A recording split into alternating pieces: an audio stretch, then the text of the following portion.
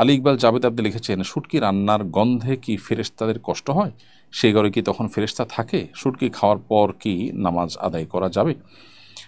ভাই আলী ইকবাল জাবেদ, আপনার প্রশ্ন উত্তর হলো যে শুটকি বা দুর্গন্ধ আছে এরকম কোনো কিছু খেলে বা পান করলে তখন আর ফেরেশতা আসে না, এরকম কথা হাদিসের আলোকে প্রমাণিত নয়।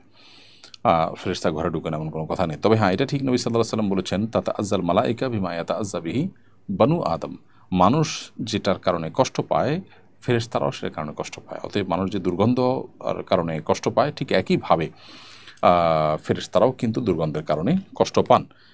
এই জন্য নবী করিম সাল্লাল্লাহু আলাইহি ওয়াসাল্লাম আমাদেরকে কাঁচা পেঁয়াজ খেয়ে মসজিদে আসতে নিষেধ করেছেন। কারণ কাঁচা পেঁয়াজ খেয়ে মসজিদে আসলে তখন তার ফলশ্রুতিতে মানুষ কষ্ট পায়। মানুষ যেরকম কাঁচা পেঁয়াজের কারণে মুখে দুর্গন্ধ হলে সেটার কারণে কষ্ট পায়, ঠিক একইভাবে আল্লাহর ফেরেশতাগণ তারাও কিন্তু কষ্ট পান।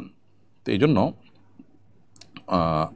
আমাদের উচিত হবে বাসা বাড়িতে বা অন্য কোথাও আপনার বিশেষ করে মসজিদে ফেরেশতারা যেহেতু তাদের আসার অধিকার আছে, সেটা আমরা খর্ব করতে পারি না, তারা কষ্ট পায়, সেজন্য তাদেরকে সেখানে কষ্ট না দেওয়া উচিত। বাকি বাসা বাড়িতে অন্য কোথাও কাঁচা পেঁয়াজ খাওয়ার পরে কোনো নিষেধাজ্ঞা নেই, সেটা খেলে কোনো গুনাহ হবে না।